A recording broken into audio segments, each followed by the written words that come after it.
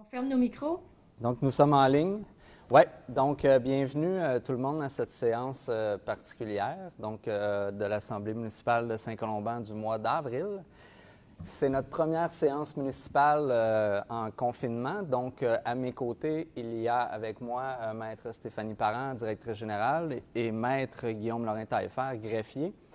Nous avons les membres du conseil confinés à la maison. Donc, vous les avez. Nous avons demandé de bien identifier leur district. Donc, vous savez à qui vous référez. Il n'y a qu'un seul rebelle dans le groupe, M. Urbain, qui n'a pas de district, mais tout le monde sait qu'il est dans le district 1. Donc, je vais vous expliquer un peu le déroulement. Nous avons mis en ligne l'ordre du jour jeudi dernier et nous avons fait appel à des questions. Donc, les gens avaient jusqu'à 17 heures pour envoyer des questions à l'adresse communication@commercial-saintcolomban.qc.ca. Nous allons aussi prendre les questions en direct. Bien sûr, il faut que ça se rapporte, il faut que ce soit d'intérêt public, il faut que ça respecte un certain décorum. Et il faut aussi que, de prime abord, là, ça s'adresse à un point à l'ordre du jour. S'il y a des questions générales, ce sera à la discrétion de notre nouvelle conceptrice-rédactrice de déterminer les questions à poser. Elle a un micro, donc à la période de questions, elle sera votre voix pour ce soir. C'est une très belle façon de faire sa connaissance. Pas de visage, mais une voix. Donc, c'était important pour nous de continuer la web-diffusion malgré le huis clos. C'est le seul moment et moyen pour rejoindre la population. J'imagine qu'à l'exception des gens qui travaillent pour les services essentiels, vous êtes à la maison. Donc, c'est un excellent moment pour s'informer de ce qui se passe à la ville. J'en profite aussi pour saluer et remercier les travailleurs en services essentiels. Donc, les travailleurs, travailleuses qui travaillent dans le domaine de la santé et tous les autres services essentiels qui permettent un minimum de roulement à l'intérieur de notre province. Nous avons, depuis le début de la crise du coronavirus COVID-19, tenu 11 rencontres du comité d'urgence afin notamment de réorienter les besoins et les services offerts à la population. Donc, je tiens aussi à vous remercier, tout le monde. Vous faites part d'une très grande résilience sur le territoire. Nous avons, à ce jour, eu aucune intervention policière suivant un rassemblement. Il n'y a eu aucune intervention non plus dans les domiciles suivant les problématiques de rassemblement. Nous faisons face toutefois à une augmentation d'appels liés à la violence conjugale et chicane de famille. Donc, j'invite un peu tout le monde à prendre soin de ses voisins et à être vigilant si vous êtes témoin d'une scène qui mettrait en danger femmes et enfants. Nous vous invitons à communiquer avec le 911. Je pense que c'est primordial de préserver la sécurité de chacun et chacune sur le territoire. Nous avons aussi instauré une surveillance et une vigie sur le territoire. C'est probablement la raison pourquoi vous avez vu des véhicules se promener sur le territoire. À ce jour, nous tenons un registre concernant les rassemblements dans les parcs. Donc, il n'y a pas de rassemblement dans les parcs. Ce pourquoi je vous remercie. Vous avez bien compris les directives données par le premier ministre François Legault et le non moins populaire Dr Horacio Arruda. Donc, pour vous expliquer un peu comment la Ville a réagi, bien, c'est un très bon verbe parce que nous sommes en constante réaction suivant les directives qui émanent de la santé publique et du gouvernement du Québec. C'est un contexte assez particulier parce que nous sommes un peu pendus aux lèvres de la conférence de presse de Mme McCann, M. Legault et M. Arruda. Donc, ça s'est stabilisé depuis quelques jours, mais dans les premiers jours, nous avions à chaque jour des modifications et des ajustements à faire. Rapidement, on a établi des liens avec le CI3S, donc on s'est mis en mode collaboration et les contacts sont établis. Donc, le jour où le CI3S aura besoin de la Ville de Saint-Colomban pour faire respecter différentes directives, le contexte est donné, le CI3S sera une ville amie pour aider à faire respecter les différentes directives. Il n'y a pas, à ce jour, d'infos précises pour la Ville de Saint-Colomban. C'est une requête que les maires et mairesses du territoire et de la région des Laurentides faisons depuis quelques semaines. Donc, j'ai appris aujourd'hui que c'était considéré et qu'ils demandaient une permission au niveau du ministère de la Santé et de la Santé Services sociaux pour pouvoir donner un bilan par ville. Nous savons que la Montérégie a obtenu ça et que le CI3S de la Montérégie donne les cas par ville lorsqu'ils sont supérieurs à 5. Je sais aussi par des discussions avec des collègues dans les villes autour et à l'extérieur des autres régions, quand il y a une problématique importante sur le territoire, le CI3S entre en communication avec les villes pour que la ville devienne finalement un partenaire afin de s'assurer de limiter les effets de propagation et de contagion sur le territoire. Donc, s'il y avait eu un problème majeur sur le territoire, nous aurions été avertis. Jusqu'à ce jour, nous n'avons aucune information qui nous permet de croire qu'il y a des cas sur le territoire. Je vous invite, chaque personne, chaque citoyen, citoyenne de Saint-Colomban, à consulter le site du CI3S des Laurentides. À chaque jour, ils font un bilan des cas. Donc, aujourd'hui, le directeur du CI3S disait aux différents préfets de la région des Laurentides que la région des Laurentides était sous contrôle. Donc, il faut savoir que la MRC Rivière-du-Nord, dont Saint-Colomban fait partie, a une population de 135 000 personnes. Donc, on est, je crois, aux dernières nouvelles. J'ai oublié le nombre de cas. On est à 130. Je vais avoir les données rapidement. Donc, en date d'aujourd'hui, je crois que c'est 124 ou 130. On reçoit un bilan à chaque semaine. 138. 138, donc à ce jour. Donc, c'est très, très, très représentatif de la population de la MRC Rivière-du-Nord si on compare à la quantité de gens qui sont dans les autres MRC des Laurentides. Maintenant, concernant l'épisode de pluie importante que nous avons hier, nous avons frôlé la catastrophe, principalement dans le quartier La Rochelle, sur quoi nous avons sillonné le territoire hier soir. Donc, le réseau a tenu. Il s'en est fallu de peu, là, probablement une question de minutes, et nous avions des gens inondés, principalement sur la rue des Agrégats. Les nouvelles que j'en ai, il n'y a eu pas personne qui a été touché, donc les ponceaux ont fait leur travail. Ce qu'il faut savoir, c'est le même cours d'eau, pour ceux qui étaient ici en 2014, là, qui a subi, ce cours d'eau-là a subi les mêmes pressions qu'à l'époque. Ceci dit, entre 2014 et aujourd'hui, nous avons changé la grosseur du ponceau, principalement sur la rue de la Rochelière. Le ponceau a tenu, mais nous avions aussi prévu cet été faire des travaux sur la rue des Patriotes, qui est le même cours d'eau. Donc, on change un peu de stratégie en matière d'écoulement des eaux. Actuellement, sur la rue des Patriotes, il y a, si je me rappelle bien ce que j'ai vu hier, je crois, 3 ponceaux ou 2 ponceaux. Donc, nous allons davantage réaliser une infrastructure qui ressemble à ce qui s'est fait dans le quartier Bois-Dormant. Donc, c'est une arche. Donc, il y a davantage d'eau qui peut passer sous le chemin que si on contrôle le débit par ponceau. Comme vous allez le comprendre, c'est beaucoup plus facile de travailler en aval qu'en amont. Donc, il faut régler les problèmes en bas du bassin versant avant de s'attaquer en haut. Donc, cet été, on réglait le problème des Patriotes. Et dans les années, si ce n'est pas l'an prochain, c'est dans les 2 prochaines années, on va s'attaquer à la problématique de la Rochelière pour éviter finalement que le ponceau ne suffise pas à la quantité d'eau reçue, ce qui a causé une accumulation sur la rue des Agrégats, entre autres. S'il y a moyen de faire des interventions rapides et efficaces en attendant de concevoir cette infrastructure-là, on va le faire. Ça a été discuté ce matin. Il y a des solutions à apporter. Donc, il y a eu quand même quelques perturbations locales. Quand je fais référence au mot local, c'est-à-dire il y a eu des pertes de parties de chemin qui ont été causées par des ponceaux bloqués. Donc, ce n'est pas nécessairement parce que le ponceau ne suffisait pas à la quantité, mais davantage parce qu'il y avait des obstacles qui empêchaient l'écoulement des eaux. On va faire une analyse de toutes les problématiques qui se sont passées sur le territoire et on va y affecter les correctifs. On va plutôt y effectuer les correctifs le plus rapidement possible. Donc, rien de structurel si je compare à ce qui s'est passé en 2014. Donc, notre réseau hydrique, les cours d'eau ont tenu. Il va y avoir quelques petites modifications à faire sur le territoire, puis on va s'y pencher.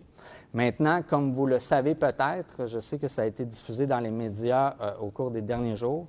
Donc, la Ville de Saint-Colomban a gagné finalement le dernier dénouement concernant le jugement Bonnybrook.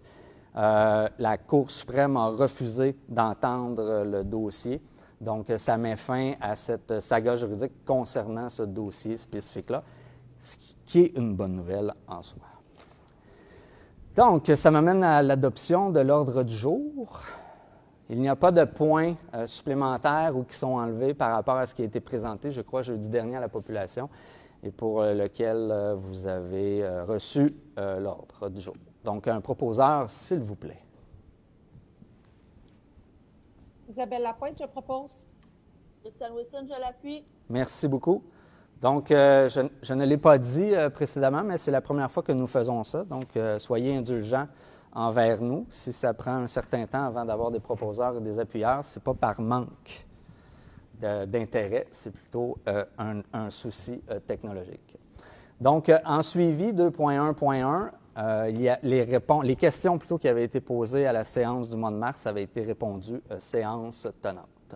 Ça nous amène au 2.1.2, donc période d'intervention réservée aux élus. J'ai le district 3, je crois, Mme Lapointe, qui voulait prendre la parole. Monsieur Urbain, vous n'aviez pas exprimé le désir. Mme Wilson non plus. Donc, Mme Lapointe, à votre tour. Oui, bonjour. Je voulais juste prendre 2 petites minutes pour dire un bonjour en fait à tout le monde qui est confiné à la maison. C'est pas évident pour tout le monde.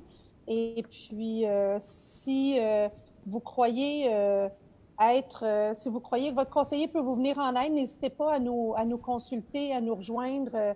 On est, même en confinement, on est rejoignable, soit par, vous avez tous nos numéros de poste à la ville et nos courriels. Donc, s'il y a quoi que ce soit qu'on peut faire pour vous aider, vous avez besoin de quelque chose, vous avez besoin d'aide ou quoi que ce soit, n'hésitez pas, on est là pour ça, même en temps de confinement.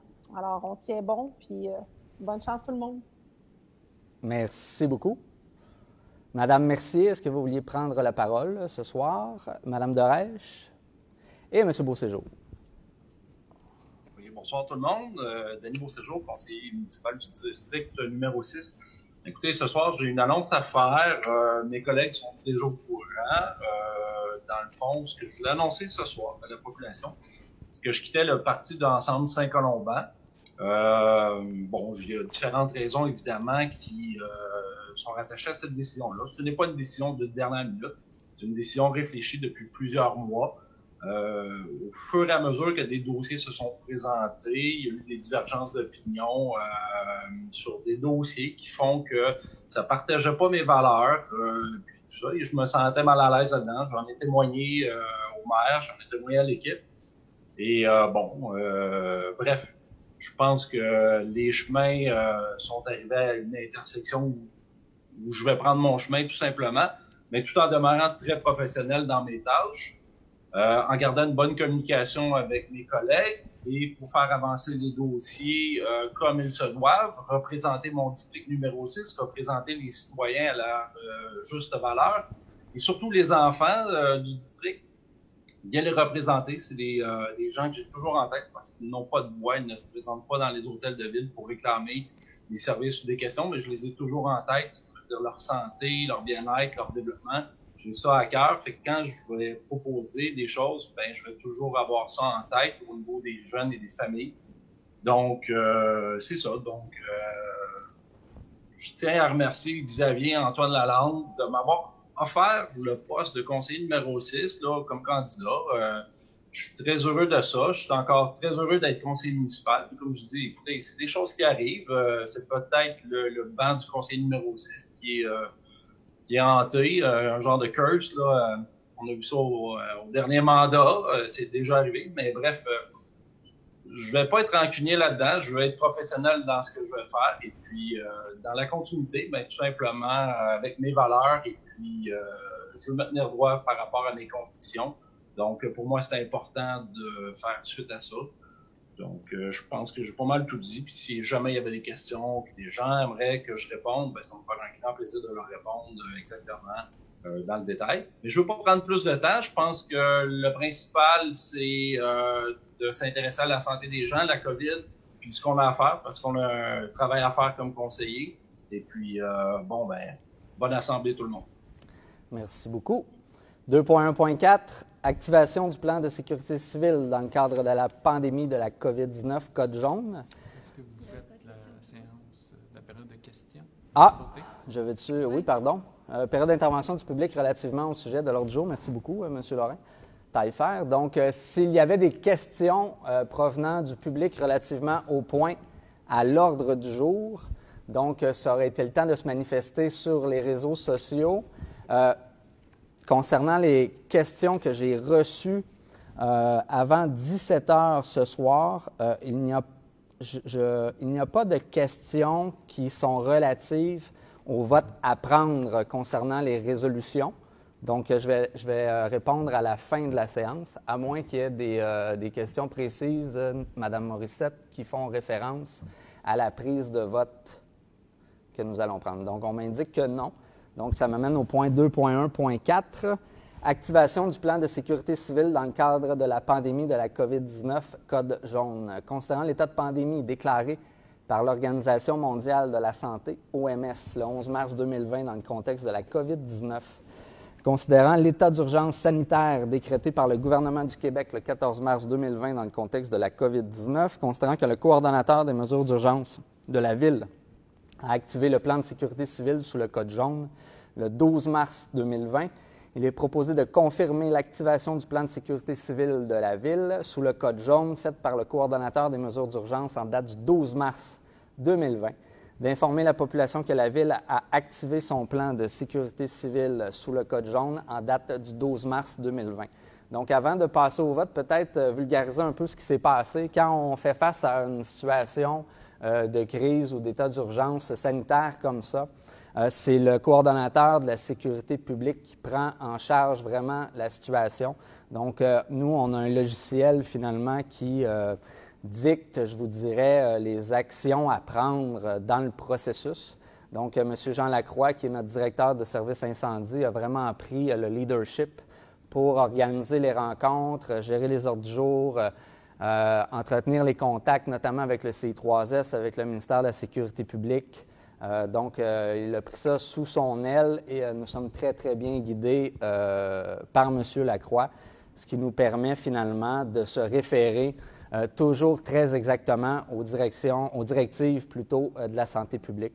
Donc, jamais on a dérogé au minimum, là, je vous dirais, aux directives de la santé publique. Donc, l'orientation qui avait été donnée dès le départ, c'est on se colle vraiment à ce que la santé publique ordonne de faire, pas plus compliqué que ça. Et jusqu'à présent, ça va bien, là, les services. Je vais en faire référence un petit peu plus tard. Mais la Ville a pris connaissance des nouvelles circonstances et nous sommes à adapter les services en fonction de ces circonstances. Donc, en proposition, s'il vous plaît. Daniel Doré, je propose. Isabelle Lapointe, je l'appuie. Merci beaucoup. Je l'appuie. 2.1.5, décret gouvernemental dans le cadre de la pandémie de la COVID-19, services essentiels. Considérant la pandémie de la COVID-19 et tous les impacts humanitaires et économiques qui en découlent, considérant que le gouvernement du Québec a ordonné par décret la fermeture de l'ensemble des commerces, industries et services jugés non essentiels à compter du mercredi 25 mars à minuit, et ça jusqu'au 4 mai 2020 inclusivement. Considérant que le décret force les municipalités à maintenir en fonction uniquement les ressources qu'elles jugent essentielles, considérant que la situation actuelle constitue un cas de force majeure et que la Ville doit respecter ses obligations statutaires et assurer sa pérennité financière tout en maintenant les services aux citoyens. Il est proposé d'entériner les décisions qui ont été prises par l'administration dans le respect de l'obligation imposée par le gouvernement du Québec pour la détermination des ressources jugées essentielles par les organismes municipaux et d'entériner les décisions relatives à la conclusion de toute entente, le cas échéant avec les syndicats afin de modifier les horaires de travail et ou de mettre à pied temporairement certains employés en raison du décret gouvernemental. et d'autoriser, pardonnez-moi, la Direction générale et le Service des ressources humaines à donner effet à la présente résolution et de faire le nécessaire pour les employés dont la fonction est jugée non essentielle afin que ceux-ci puissent bénéficier de certains avantages pécuniaires liés aux conventions collectives et aux programmes gouvernementaux en vigueur, le cas échéant en émettant les relevés de cessation d'emploi requis. En proposition, s'il vous plaît. Christian Wilson, je propose. Et en appui. Étienne Aubin, je vais l'appuyer. Merci beaucoup. 2.1.6. Modification du lieu de la séance ordinaire du conseil municipal tenue durant la période des travaux à l'hôtel de ville.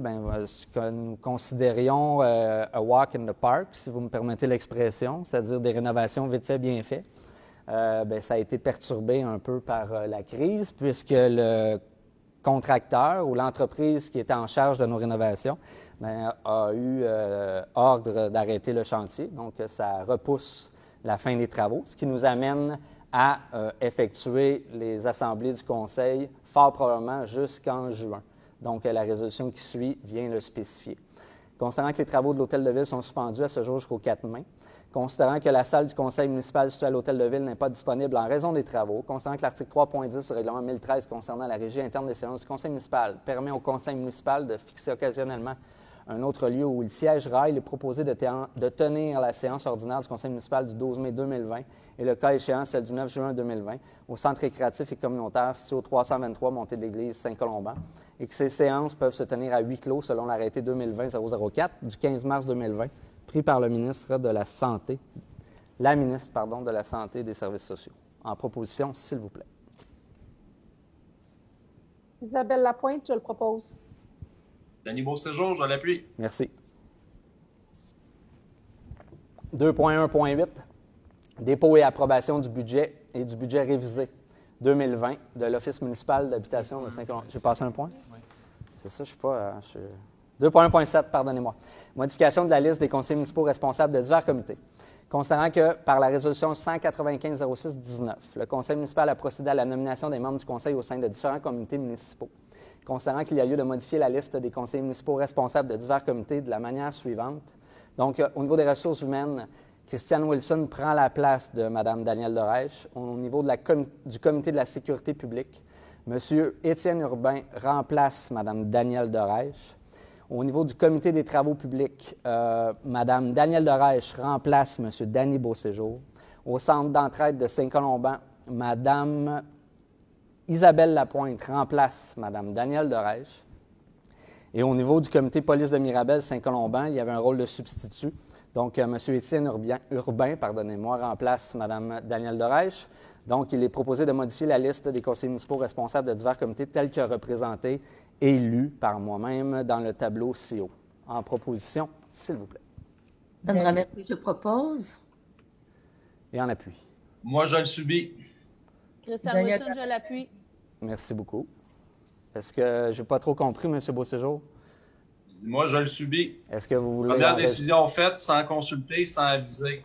Pas vraiment professionnel de votre part. J'aimerais que une relation pour l'année et demie qui reste soit professionnelle d'un bout à l'autre. Si vous voulez changer les comités, aviser les membres, dites-le pourquoi, faites-le pour les bonnes raisons.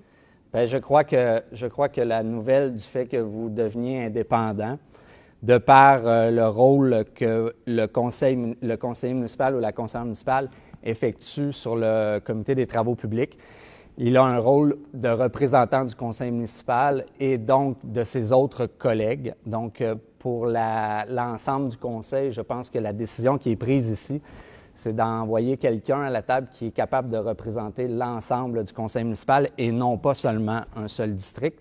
Il faut dire aussi que ce n'est pas nécessairement le fait que vous soyez indépendant qui justifie ce changement-là, parce qu'à plusieurs reprises dans le passé, il a été mentionné que vous deviez représenter le conseil municipal au complet et non pas seulement les dossiers que vous aviez à cœur, malheureusement. Donc, est-ce que je comprends que vous voulez enregistrer votre dissidence concernant cette résolution-là, M. Beauséjour? Bien, ce que je veux surtout, c'est à l'avenir, là, parce que de toute façon, ça ne changera pas le vote. Ce que je veux qu'on ait, c'est une bonne communication. C'est ce qui a fait défaut, c'est une des raisons pour laquelle je suis devenu indépendant. C'est ce que je dénonçais à mon équipe et c'est ce qu'on voit encore. Donc, un manque de communication. Ça ne me dérange pas de laisser les TP. Je faisais un bon travail, j'ai bien représenté les intérêts de la ville, j'ai une bonne expérience en travaux publics, j'ai été moi-même contremaître à 2 reprises à la ville de Montréal, dans divers services. J'ai l'expérience, tout ça, je connais bien les machineries, je connais bien les devis par rapport à ça. Mon expérience était jugée utile. On m'avait même demandé à une certaine époque de me présenter au TP parce que je serais pratique là. Et aujourd'hui, on m'enlève sans m'en aviser, sans avoir de discussion collective. Et ce genre de choses-là, il ne faudrait pas que ça se reproduise. D'accord. 2.1.8, dépôt et approbation du budget et du budget révisé 2020 de l'Office municipal d'habitation de Saint-Colomban. Considérant le dépôt du budget et du budget révisé 2020 de l'Office municipal d'habitation de Saint-Colomban, considérant la couverture budgétaire approuvée par la Société d'habitation du Québec pour des crédits de 33 371 $, il est proposé d'approuver le budget et le budget révisé 2020 tel que déposé et d'émettre un paiement de 3 337 $ représentant la contribution de la Ville, soit 10 du déficit prévu au budget 2020, et d'imputer cette dépense aux activités de fonctionnement au poste budgétaire 02 520 00 963. En proposition, s'il vous plaît. Daniel Doré, je propose. Isabelle Lapointe, je seconde. Est-ce qu'on ne devrait pas voter sur le 2.1.7 en même temps, Monsieur le maire? Ça avait été fait. Ah, parfait. Il y avait une proposition. Est-ce qu'il y avait un Oui. appui? Oui, je m'excuse. Oui, ça avait été fait. 2.1.9. Est-ce qu'il y a Donc, Mme Lapointe, vous avez appuyé. C'est ça? Donc, 2.1.9, adoption du règlement numéro 1023 portant sur la vérification de l'optimisation des ressources par la Commission municipale du Québec.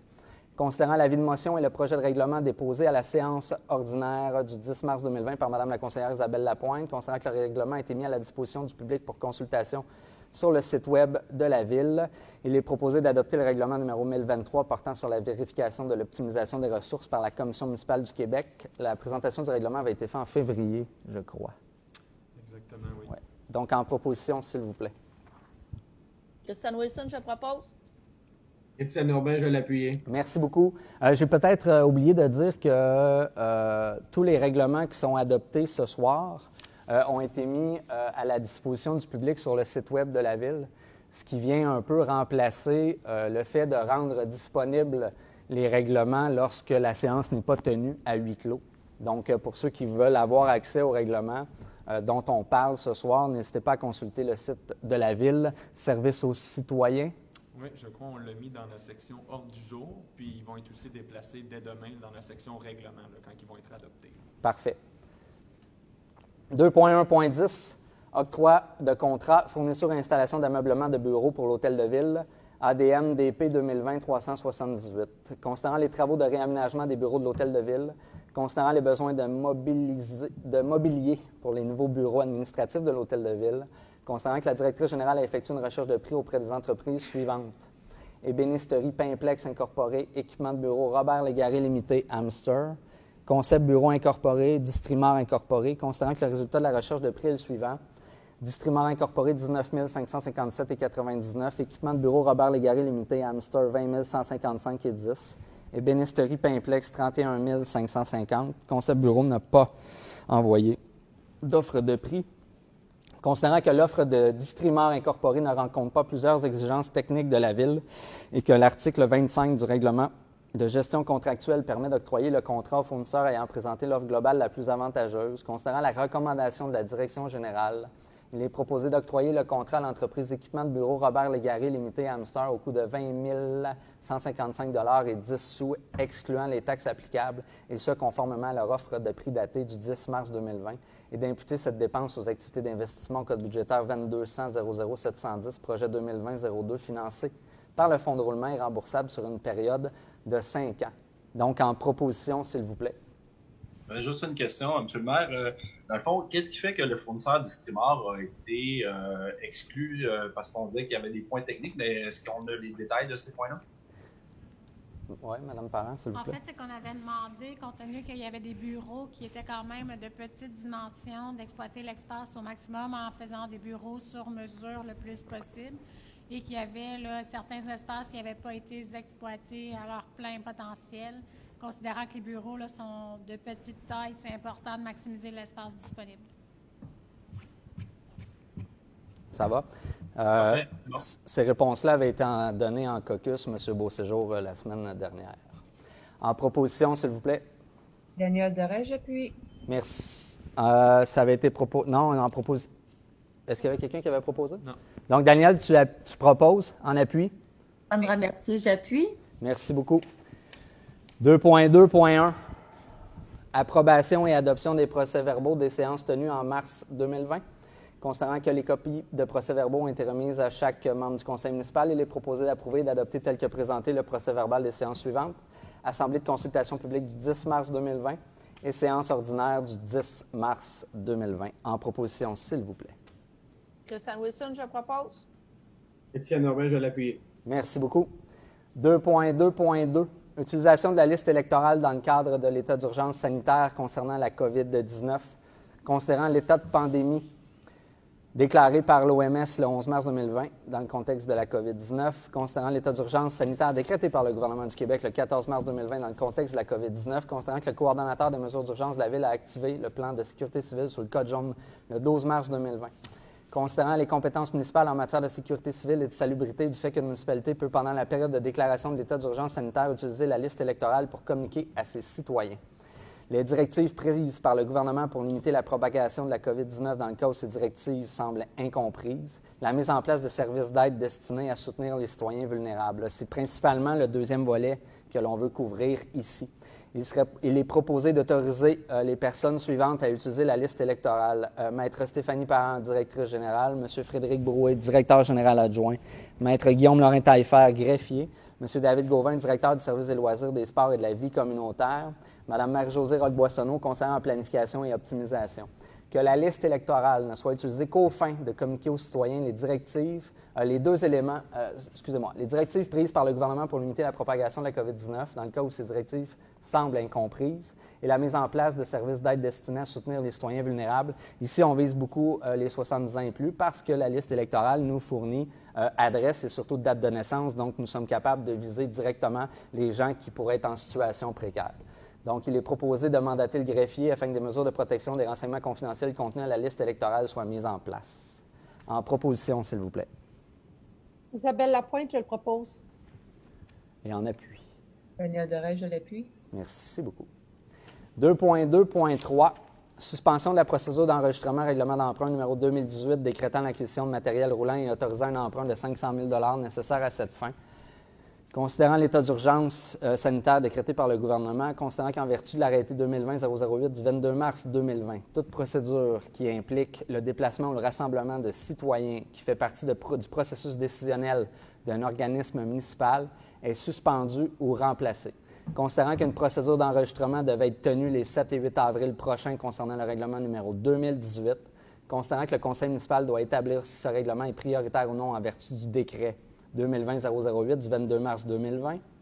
Considérant que ce règlement ne satisfait pas les critères proposés par le MAMACH pour décréter ce règlement prioritaire, il est proposé de suspendre la procédure d'enregistrement pour le règlement suivant, règlement d'emprunt numéro 2018 décrétant l'acquisition de matériel roulant et autorisant un emprunt de 500 000 nécessaire à cette fin, et que cette suspension soit levée lorsque l'état d'urgence sanitaire sera levé par le gouvernement et que le conseil municipal se laisse la discrétion de revoir sa décision et de décréter ce règlement prioritaire si l'état d'urgence sanitaire se poursuit durant plusieurs mois. En proposition, s'il vous plaît, chers collègues. Étienne Urbain, je vais le proposer. Et en appui. Christian Wilson, je vais l'appuyer. Merci. 2.2.4. Tenue d'une consultation écrite, règlement d'emprunt numéro 2019 sur les honoraires professionnels requis pour la réalisation de plans et devis et la surveillance relatifs aux travaux de construction d'un garage municipal et autorisant un emprunt d'1 million de dollars nécessaire à cette fin. Considérant l'état d'urgence sanitaire décrété par le gouvernement du Québec dans le contexte de la COVID-19, considérant qu'en vertu de l'arrêté 2020-008 du 22 mars 2020, toute procédure qui implique le déplacement ou le rassemblement de citoyens qui fait partie du processus décisionnel d'un organisme municipal est suspendu ou remplacé. Considérant qu'une procédure d'enregistrement devrait être tenue les 7 et 8 avril prochains concernant le règlement numéro 2019, considérant que le conseil municipal doit établir si ce règlement est prioritaire ou non en vertu du décret précédemment nommé, considérant que le règlement 2019 est prioritaire pour la Ville puisque celui-ci permettra de relocaliser le centre d'entraide de Saint-Colomban, incluant l'aide alimentaire, à même le nouveau bâtiment du garage municipal. Considérant que le centre d'entraide de Saint-Colomban se retrouvera, le volet aide alimentaire, c'est important de le préciser, se retrouvera sans local en 2021 et que la construction du nouveau garage municipal devient urgente et nécessaire afin de maintenir l'aide alimentaire sur le territoire de Saint-Colomban. Il est proposé de juger prioritaire le règlement d'emprunt numéro 2019 sur les honoraires professionnels requis pour la réalisation de plans et devis et la surveillance relatifs aux travaux de construction d'un garage municipal et autoriser un emprunt d'1 million de dollars nécessaire à cette fin, de tenir une consultation écrite au lieu d'une procédure d'enregistrement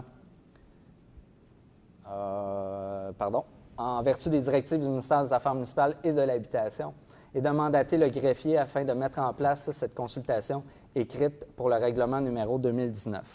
Donc, le projet de garage municipal qu'on veut construire, c'est un projet qui lierait le garage municipal, l'éco-centre, le centre d'entraide et l'aide alimentaire. L'aide alimentaire est située à l'est, j'essaie de retrouver mes points cardinaux, à l'est de anciennement la Marmotte Bâtée ou le bar Cherokee pour les plus anciens d'entre nous. Donc, il y a eu un changement de propriétaire, donc le terrain et la bâtisse ont été vendus. Donc, le nouveau propriétaire a avisé finalement le centre d'entraide, l'aide alimentaire, qu'il n'entendait pas renouveler le bail, mais il entendait quand même leur donner une période afin de se relocaliser. Donc, en ce sens-là, pour nous, les options ne sont pas multiples pour relocaliser l'aide alimentaire, ce qui justifie le fait, pas d'accélérer, mais de respecter normalement le processus que l'on aurait dû prendre sans la COVID-19. Donc, en proposition, s'il vous plaît. Isabelle Lapointe, je le propose. Étienne Normand, je vais l'appuyer. Daniel Derey, je propose. Merci. Il y a un petit lag. Oui, donc Isabelle Étienne, c'est ça? 2.2.5. Avis de motion, règlement numéro 1024 concernant la division du territoire de la ville en 8 districts électoraux. Ça prend quelqu'un qui donne l'avis de motion. Christian Wilson, je vais donner l'avis de motion. Merci beaucoup. Donc, adoption du projet de règlement numéro 1024. Juste un instant. Concernant la division du territoire de la ville en 8 districts électoraux. Donc, le projet, il est disponible sur le site Web. Avec la carte. Parfait. Donc, le greffier dépose le projet de règlement concernant la division du territoire de la ville en 8 districts électoraux qui sera soumis à la procédure de consultation publique conformément à la loi sur les élections et les référendums dans les municipalités. Il est proposé que le projet de règlement numéro 1024 concernant la division du territoire de la ville en 8 districts électoraux soit adopté et qu'il soit soumis à la procédure de consultation publique suivant les dispositions de la loi sur les élections et les référendums dans les municipalités. Donc, il faut savoir qu'au taux de croissance que connaît la ville de Saint-Colomban, rien ne nous indique que ça va ralentir dans les années à venir. Lorsqu'une ville franchit le cap des 20 000 personnes, elle a l'obligation de tomber à 8 districts, principalement lorsqu'une ville est en croissance. Il y a déjà des exceptions qui ont été données dans le passé, mais c'était des villes qui stagnaient ou qui étaient en décroissance. Donc, la loi nous oblige de monter à 8 districts, ou pratiquement oblige à monter à 8 districts.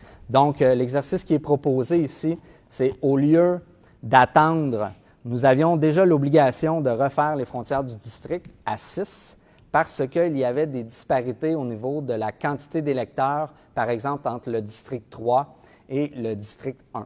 Il y a un taux, M. Laurent Taillefer, est-ce que c'est 15 20 j'ai un blanc? Présentement? Non, il y a un taux à ne pas dépasser, sinon il faut corriger. C'est 25 25. Quand on va être à 20 000 et plus, ça va être 15 OK. Donc, à 6 districts, il ne faut pas qu'un district par rapport aux 5 autres dépasse 25 soit par son seuil minimal ou son seuil maximal. Donc, nous étions dans cette situation-là. Donc, nous avions l'obligation de refaire les frontières du district. L'exercice par lequel nous sommes passés, c'est de dire, tant qu'à refaire les frontières et devoir les refaire encore dans 4 ans, puisque tout porte à croire qu'en 2025, nous atteindrions la population de 20 000 personnes. On ne voulait pas bousculer les frontières des districts au niveau de 2 élections consécutives. Donc, nous avons fait le choix de passer tout de suite à 8 districts. C'est le projet de règlement qui est proposé ici. En proposition, s'il vous plaît. Denis Beauséjour, je le propose. Isabelle Lapointe, je l'appuie. Merci beaucoup. 2.2.7, autorisation de signature, acquisition des lots 1 990 477 et 1 990 483 du cadastre du Québec. Donc, considérant qu'il est dans l'intérêt de la Ville de procéder à l'acquisition des lots ci-avant mentionnés, je crois que vous avez la chance de voir où c'est situé. En fait, le chemin Zouk est accessible par la côte Saint-Paul, tout juste avant, je dirais, la rue Bonnybrook, si on provient de la montée de l'église. Le chemin Williams est une continuité. Plus haut. Plus au nord. Exact. Un petit peu plus loin. Donc, ça rejoint le ruisseau Bonnybrook. Hein, M. Urbain, nous avons eu la chance d'en discuter aujourd'hui pour un tout autre dossier. Donc, il est proposé de mandater un notaire afin de préparer tous les documents relatifs à ces actes d'acquisition. Il est proposé d'autoriser le maire ou, en son absence, le maire suppléant et la directrice générale ou le greffier à signer les documents requis à l'acquisition des lots précédemment nommés. Il est entendu que tous les frais inhérents à cet acte de cession sont aux frais de la Ville. Donc, ça va encore dans le sens que nous avions pris et l'engagement que nous avions fait de régler des lots de rue qui appartenaient encore à des propriétaires privés et que la Ville ne faisait que repousser dans le temps. Donc, c'est 2 nouvelles rues qui deviendront propriété de la Ville. En proposition, s'il vous plaît. Étienne Urbain, je vais le proposer. Sandra Mercier, je vais l'appuyer. Merci. 2.3.1. Madame Dorache, on vous avait perdu quelques instants. Est-ce que tout allait avec les points qui ont été proposés pour vous? En fait, j'ai eu un bug. J'ai dû redémarrer mon ordinateur. Parfait, mais Fait les que points j'ai qui ont pas- été proposés, ça vous convient? Oui, tout à fait. On en a Parfait. déjà discuté un caucus, fait que oui. Merci. Merci, maître parent. 2.3.1, approbation de la liste des comptes à payer et autorisation de paiement. Il est proposé d'approuver la liste des comptes à payer au montant de 481 779,16 $ en référence au chèque numéro 26 873 à 27 011 et d'autoriser la trésorière ou, en son absence, la trésorière adjointe à en effectuer les paiements. En proposition, s'il vous plaît. Denis Beauséjour, je le propose. Et en appui. Christiane Wilson, je vais l'appuyer. Merci beaucoup. 2.3.2, dépôt du rapport des dépenses et des paiements autorisés pour la période du 1er au 31 mars 2020. Donc, c'est un dépôt. Ça représente des montants de 874 000 et 874 831 et 10 sous en référence au chèque numéro 26 812 à 26 872. C'est effectué en vertu du règlement 1018-2020. 2.3.3, dépôt du rapport des états comparatifs au 31 mars 2020. Donc, c'est un dépôt et ça couvre le premier trimestre. C'est 3 mois, janvier, février. Oui, premier trimestre. 1er janvier au 31 mars 2020. C'est un dépôt. 2.3.4, non-participation de la Ville de Saint-Colomban à la vente pour défaut de paiement de l'impôt foncier année 2020 et abrogation de la résolution 016-01-2020. Donc, considérant que par la résolution 016-01-2020, le Conseil municipal mandatait la municipalité régionale de Comté de la Rivière-du-Nord afin qu'elle entreprenne le processus de vente pour défaut de paiement de l'impôt foncier des immeubles identifiés à la liste établie par la Ville de Saint-Colomban, considérant que plusieurs contribuables sont affectés par les mesures exceptionnelles prises par les gouvernements dans le contexte de la COVID-19, considérant que la Ville ne souhaite plus participer à la vente pour défaut de paiement de l'impôt foncier pour l'année 2020, il est proposé de confirmer la non-participation de la Ville de Saint-Colomban à la vente pour défaut de paiement de l'impôt foncier pour l'année 2020, organisée par la MRC de la Rivière-du-Nord, d'abroger la résolution 016-01-2020 relative au défaut de paiement de l'impôt foncier et de transmettre la présente résolution à la MRC Rivière-du-Nord. Donc, nous n'avions pas de dossier qui provenait finalement de l'année fiscale ou de l'année financière 2018. Donc, les seules ventes pour non-paiement de taxes affectaient l'année fiscale 2019. On a toute la liberté au monde de repousser ça.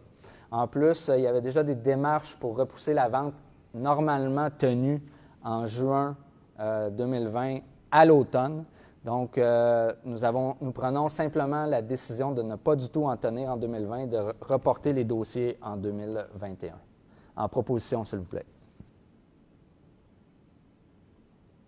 Denis Beauséjour, je le propose. Étienne Urbain, je vais l'appuyer. Merci beaucoup.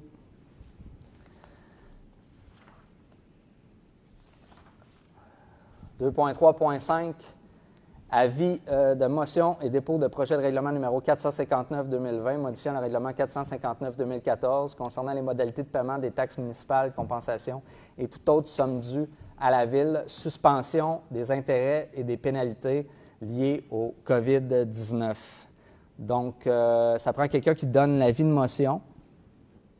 Christiane Wilson, je vais vous donner l'avis de motion, M. le maire. Ouais. Merci. Donc, chicanez-vous. Je vais vous faire la lecture intégrale. C'est 2 articles, en fait. Il y a les considérants. Considérant les règlements 459-2014 concernant les modalités de paiement des taxes municipales, compensations et toute autre somme due à la Ville, abrogeant et remplaçant, le règlement 459-2012 tel qu'amendé, prévoit que les taux d'intérêt soient fixés à 12 % à compter de leur date d'exigibilité. Considérant les circonstances exceptionnelles liées à la COVID-19, la Ville de Saint-Colomban désire alléger le fardeau fiscal pour ses contribuables en retirant les intérêts et pénalités sur les retards de paiement. Donc, il est statué et décrété par ce règlement ce qui suit.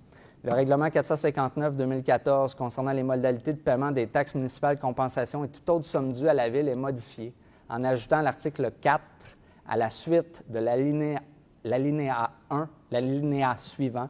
Le calcul des intérêts est suspendu pour les sommes exigibles à la Ville à titre de taxes foncières, de compensation ou de droits sur les mutations immobilières entre le 18 mars 2020 et le 30 septembre 2020. L'article 2, le règlement 459-2014 concernant les modalités de paiement de taxes municipales, compensation et toute autre somme due à la Ville est modifié en ajoutant l'article 5 à la suite de l'alinéa 1, l'alinéa suivant. Le calcul des pénalités est suspendu pour les sommes exigibles à la Ville à titre de taxes foncières, de compensation ou de droits sur les mutations immobilières entre le 18 mars 2020 et 30 septembre 2020.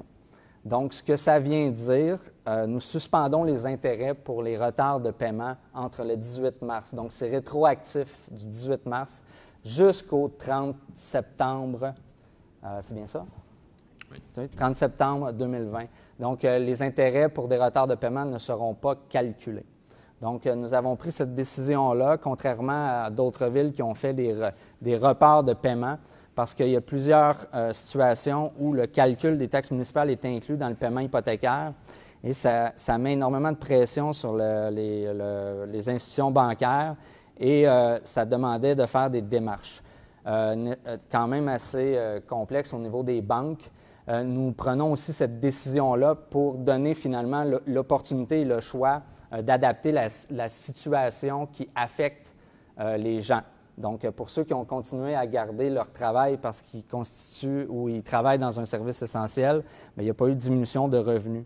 Donc, c'est important pour nous d'appliquer les solutions à des problèmes qui étaient ressentis et vécus par la population, tout en permettant aux gens de continuer à payer leurs taxes pour ceux qui n'avaient pas nécessairement de perte de revenus. Le report de paiement aussi pouvait créer aussi un problème au niveau de la liquidité. Donc, c'était important pour nous de seulement s'attaquer aux intérêts. Et ça donne aussi le choix pour ceux qui ne sont pas capables. Je crois que le prochain paiement est dû pour le juillet. Il y en a au mois de mai. Au mois de mai et juillet ensuite. Donc, le paiement au mois de mai, bien, si vous n'êtes pas capable de l'effectuer, puis vous l'effectuez seulement, par exemple, au mois d'août, bien, ça va être le même montant. Vous ne serez pas chargé en fonction du retard. Est-ce qu'il y a une proposition, s'il vous plaît? Isabelle Lapointe, je le propose. Un avis de motion, vous l'avez déjà donné. Oui, mais puis il y avait le dépôt de projet, hein, je m'excuse. Il n'y a pas d'adoption, ça va être le mois prochain.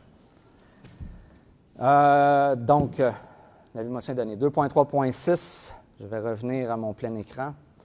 Adoption du règlement d'emprunt numéro 2020 décrétant des travaux pour le prolongement de la rue du Boisé-Vermont et autorisant un emprunt d'1 million de dollars nécessaire à cette fin. Considérant que l'avis de motion avait été donné par Mme Christiane Wilson le 10 mars 2020, Considérant que le règlement a été mis à la disposition du public dès le début de la séance par l'entremise du site Web, considérant que le président de l'Assemblée a procédé à la présentation du règlement en mars dernier, il est proposé d'adopter le règlement numéro 2020 décrétant des travaux pour le prolongement de la rue du Boisé-Vermont et autorisant un emprunt d'1 million de dollars nécessaire à cette fin. En proposition, s'il vous plaît. Denis Beauséjour, je le propose. Et en appui. Christian Wilson, je vais l'appuyer. Merci beaucoup. 2.4.1, Service des ressources humaines. Dépôt du rapport des ressources humaines pour la période du 28 février au 31 mars 2020. Donc, conformément à l'article 33 du règlement 1018-2020 concernant la délégation de pouvoir suivi budgétaire et gestion de la dette abrogeant et remplaçant le règlement 1018-2019, la directrice des ressources humaines dépose le rapport des ressources humaines couvrant la période du 28 février au 31 mars 2020. Donc, c'est dans ce dépôt-là, dans ce rapport, qu'on voit les impacts de la COVID-19 sur les employés de la ville de Saint-Colomban. Donc, très rapidement, nous avons donné des orientations aux services dédiés à la ville de se mettre en mode de créativité et de faire en sorte que leurs services deviennent accessibles en fonction des nouvelles circonstances. C'est dans ce contexte-là, par exemple, que la Bibliothèque municipale de Saint-Colomban a commencé à mettre sur pied des trousses, donc qui permettaient l'échange, d'abord la réservation par courriel ou par téléphone de différents de documents ou différents des jeux, des livres, des je ne sais pas si on dit ça encore, des DVD.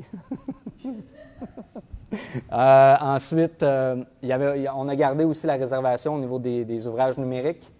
Donc, ça a permis de monter des trousses et qu'il y ait un échange sans contact direct entre les gens de la trousse, finalement, à partir de la bibliothèque. Donc, les gens doivent se déplacer et pour des circonstances particulières, par exemple, des gens qui sont âgés de 70 ans et plus, nous effectuons la livraison afin de faciliter le respect des différentes directives. Donc, ça, ce n'est qu'un exemple. Ce qui a été donné aussi au niveau des directions de service, c'est d'impliquer aussi tous les employés dans le processus. Donc, les employés ont eu le choix d'embarquer dans le train ou pas. Puis ceux qui ont décidé qu'ils n'embarquaient pas, il y avait l'opportunité d'avoir une mise à pied temporaire parce qu'ils ne se sentaient pas à l'aise avec le processus qui a été mis en cause. Donc, dans ce dépôt-là, il y a eu la mise à pied temporaire des cols bleus loisirs surnuméraires qui étaient affectés aux patinoires.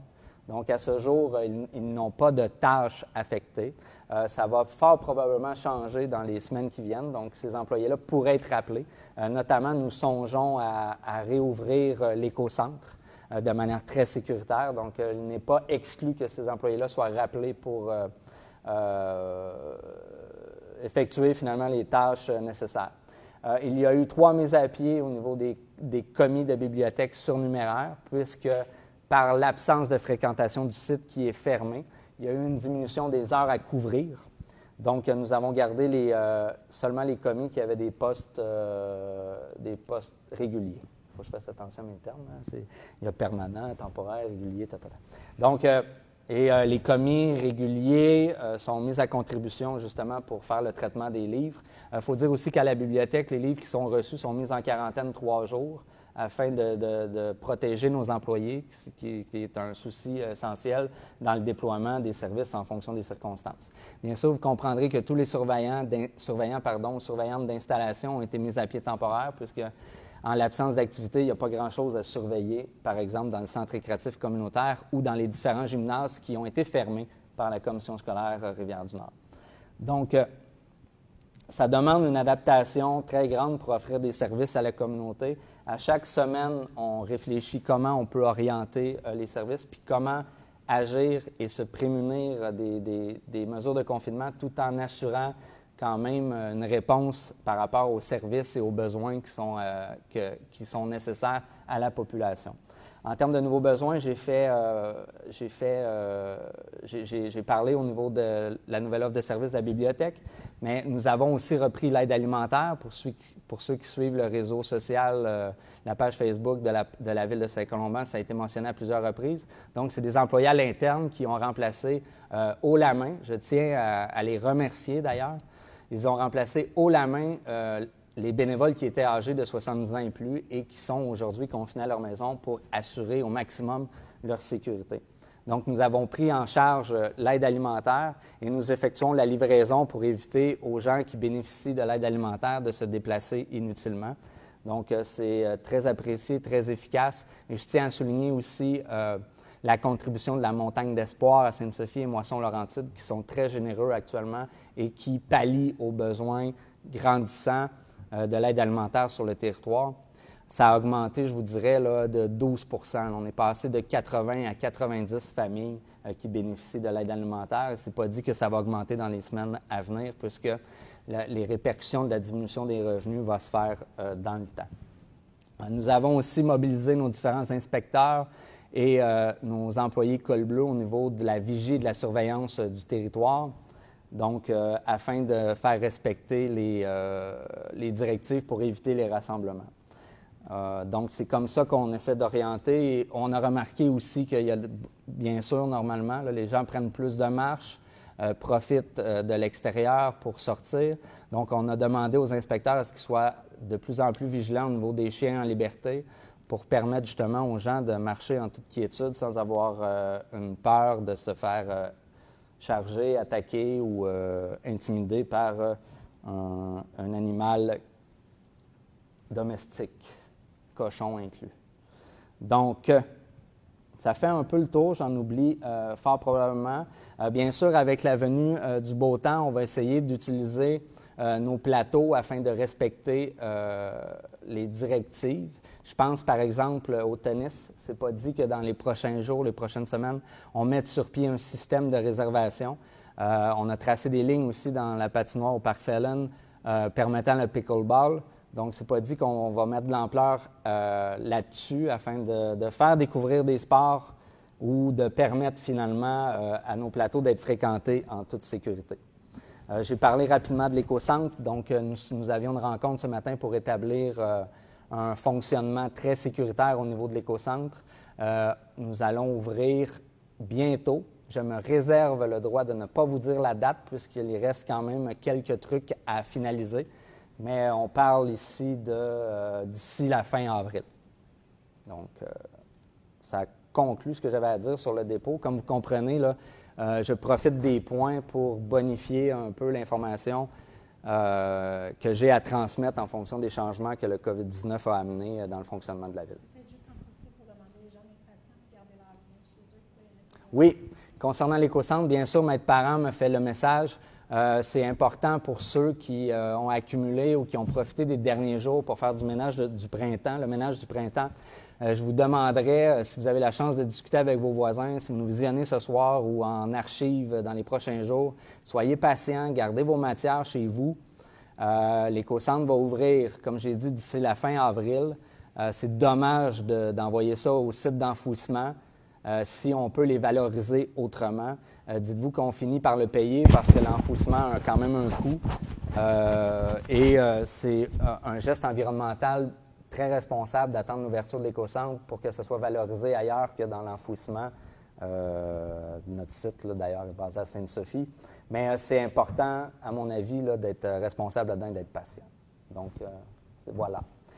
2.4.2, embauche d'un concepteur artistique. Donc, considérant la résolution 97-3-2020, elle autorisait la directrice du service des ressources humaines à créer un poste de concepteur artistique au service des communications et relations avec les citoyens.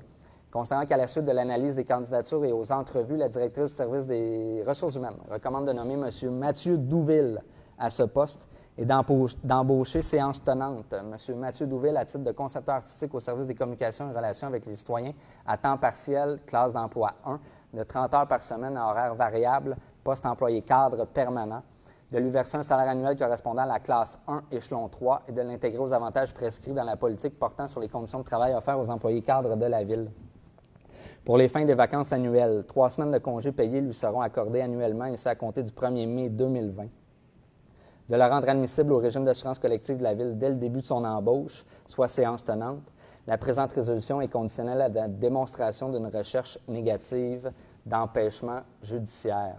Donc, avant peut-être de passer au vote, vous vous doutez bien que les circonstances de la crise ont réduit ont réduit certains services et ont mis une pression très grande sur d'autres.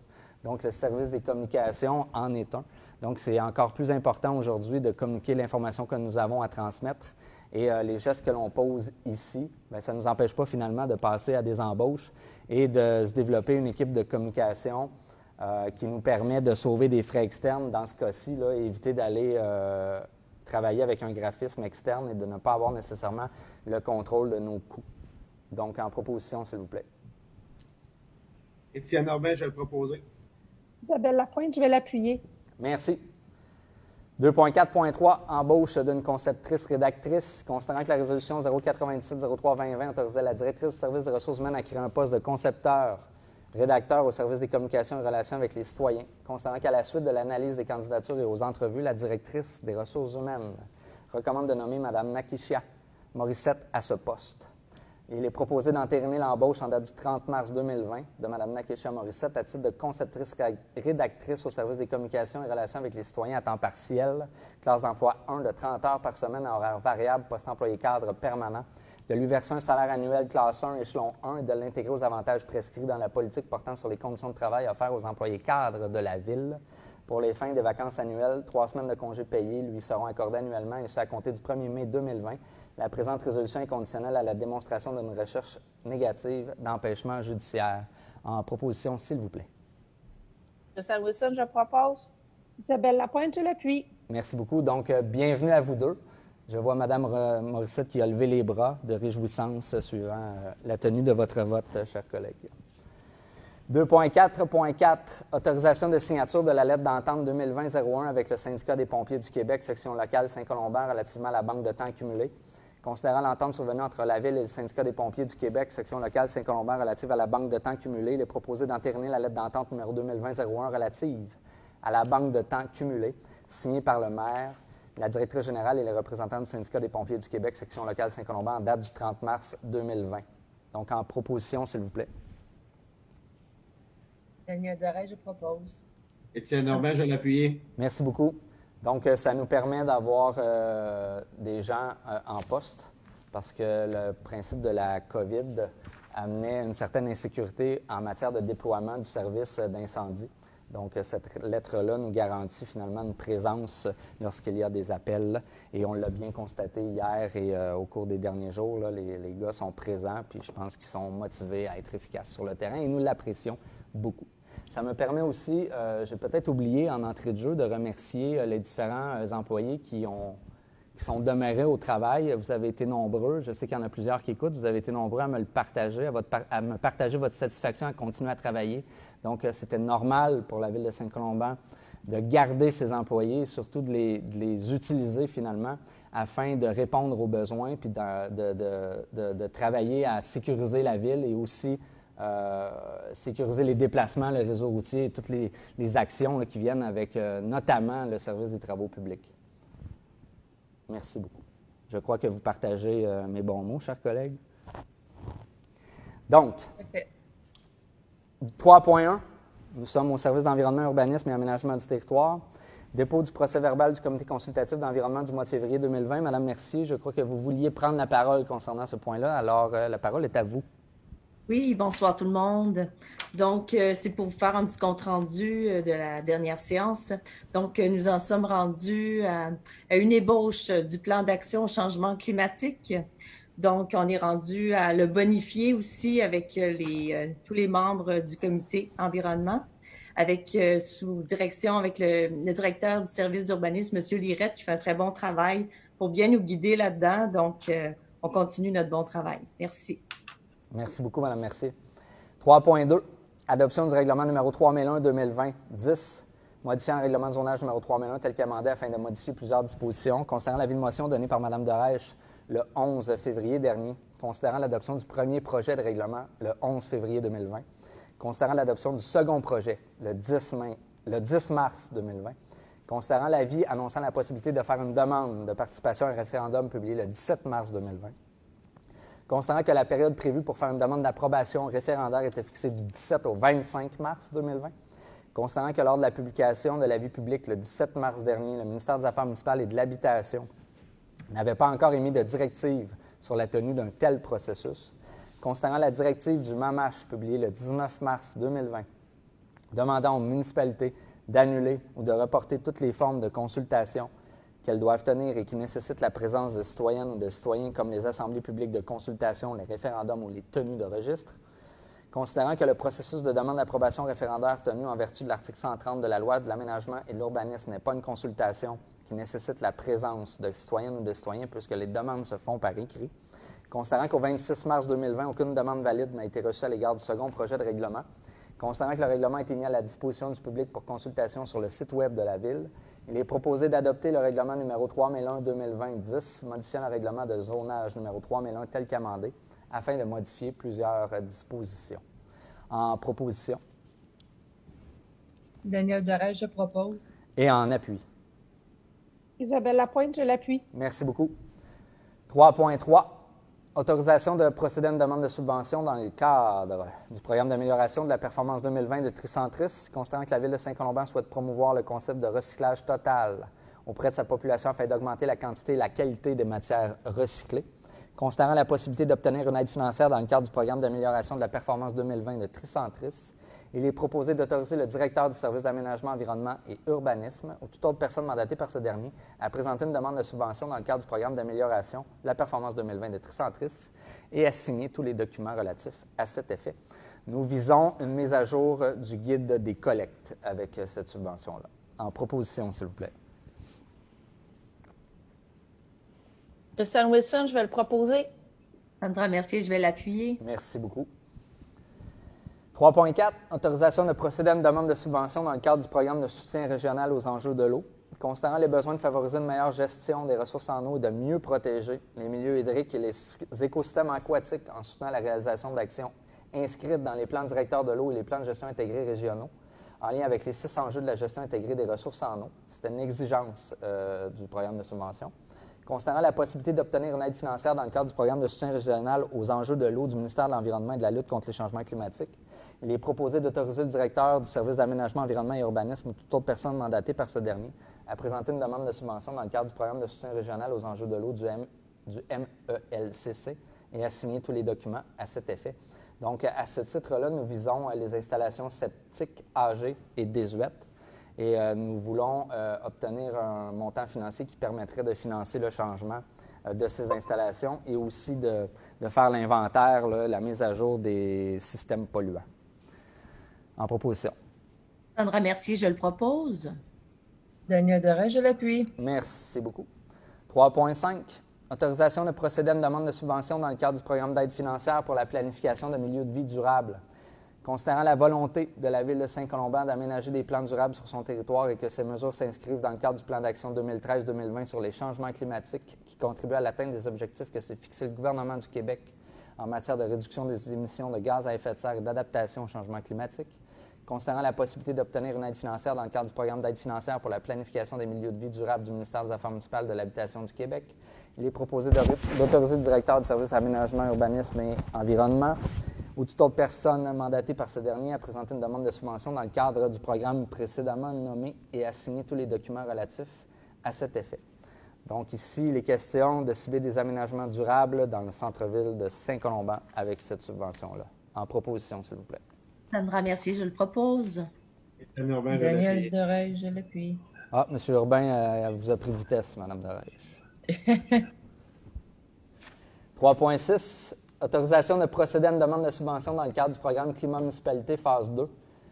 Considérant la volonté de la Ville de Saint-Colomban de réduire ses émissions de GES, gaz à effet de serre, et augmenter la résilience collective face au changement climatique, considérant la possibilité d'obtenir une aide financière dans le cadre du programme Climat Municipalité phase 2 du ministère de l'Environnement et de la lutte contre les changements climatiques, il est proposé d'autoriser le directeur du service d'aménagement, environnement et urbanisme ou toute autre personne mandatée par ce dernier à présenter une demande de subvention dans le cadre du programme Climat Municipalité phase 2 du ministère de l'Environnement et à signer tous les documents relatifs à cet effet.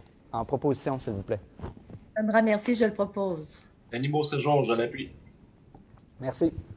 3.7. Première acceptation des travaux et libération partielle de la garantie financière du projet domiciliaire Albatros, phase 1, protocole d'entente PA 2019, ALBA 01. Considérant le dépôt du rapport favorable de M. Yann Lamontagne, ingénieur du service des travaux publics, daté du 5 mars 2020, qui spécifie que les travaux relatifs aux infrastructures du projet domiciliaire Albatros Phase 1 répondent aux exigences du règlement 245-2014 tel qu'amendé de la Ville. Considérant que la garantie financière initiale est de 424 430,21 $. Considérant qu'il y a lieu de conserver un montant de 203 563,23 $. Considérant qu'il y a lieu de procéder à la libération d'une partie de la garantie financière, soit un montant de 220 866,98 $. Considérant que le pourcentage de matériaux fins de la pierre MG 56 de la Fondation inférieure dépasse la limite autorisée au règlement relatif aux normes et exigences de construction des infrastructures routières et du mobilier urbain numéro 246, il a été proposé par l'ingénieur concepteur d'augmenter le grade de bitume qui sera utilisé dans la fabrication des mélanges d'enrobés bitumineux, et ce, tel que permis à l'article 2 du règlement numéro 246. Il est proposé ainsi d'accepter les 10 travaux, et ce, conformément à l'article 10 du protocole d'entente intervenu entre le titulaire de la Ville, et d'autoriser le maire ou en son absence, le maire suppléant, et la trésorière ou en son absence, la trésorière adjointe, à procéder à la libération de la garantie bancaire portant numéro 789 au montant précédemment nommé. Le tout conditionnellement à ce que le titulaire du protocole d'entente ait versé à la Ville une garantie financière au montant de 203 563,23 $. Donc, on a demandé à notre service d'ingénierie interne de nous garantir que les modifications qui étaient apportées au niveau de la structure routière étaient supérieures aux exigences que le règlement, chose qui a été faite. Donc, ça nous permet en toute confiance de signer finalement cette première acceptation des travaux. En proposition, s'il vous plaît. Sandra, merci. Je propose. Daniel Derège, je l'appuie. Merci beaucoup. 4.1. Demande de permis de voirie auprès du ministère des Transports du Québec pour l'année 2020. Donc, c'est une entente annuelle depuis l'an dernier qui nous permet d'agir beaucoup plus rapidement sur Montée de l'Église pour certains travaux.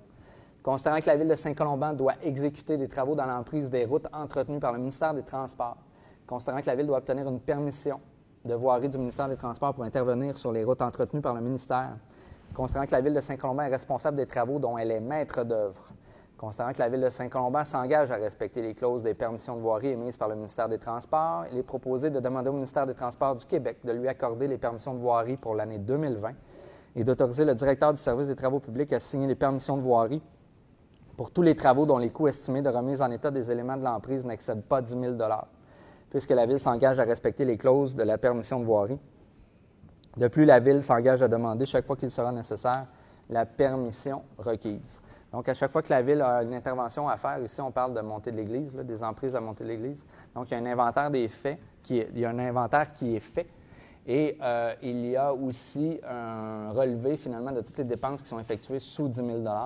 Et si c'est bien la bonne entente, c'est bien ça, le MTQ s'engage à rembourser la Ville pour les travaux. On ne parle pas de celle-là? Non, c'est ça. En fait, ça, c'est pour quand on a des travaux à faire sur les emprises. C'est seulement les emprises. Donc, ce n'est pas nécessairement sur la chaussée Montée de l'Église. C'est une toute autre entente. Donc, c'est sur la Montée de l'Église. oui. Mais ce n'est pas la même chose au niveau des remboursements du MTQ, donc je n'abuserai pas de ma parole et je vais tout de suite passer au vote. En proposition, s'il vous plaît. Isabelle Lapointe, je le propose. Daniel Derège, je l'appuie. Merci beaucoup. Autorisation de signature d'une entente avec la Ville de Mirabel relativement à l'entretien d'une partie du chemin de la rivière du Nord. Donc ici, nous parlons de la section ouest de Montée de l'Église qui appartient à Mirabel, entre Saint-Colomban et la Chute. Donc, pour tous ceux qui ont pris Rivière-du-Nord, il y a un secteur qui appartient à Saint-Colomban, un secteur à Mirabel et ensuite la Chute qui nous amène jusqu'à la 323. Donc, c'est vraiment le secteur qui appartient à Mirabel ici dont cette résolution fait mention. Considérant que la Ville désire conclure une entente avec la Ville de Mirabel relativement à l'entretien d'une partie du chemin de la Rivière-du-Nord, il est proposé d'autoriser le maire ou en son absence, le maire suppléant et la direction générale ou le greffier à signer l'entente. En proposition, s'il vous plaît. Isabelle Lapointe, je le propose. Christian Wilson, je vais l'appuyer. Merci beaucoup. 4.3. Autorisation de procéder à une demande de subvention dans le cadre du programme d'aide à la voirie locale, volet projet particulier d'amélioration par circonscription électorale, considérant la possibilité d'obtenir une aide financière dans le cadre du programme d'aide précédemment nommé.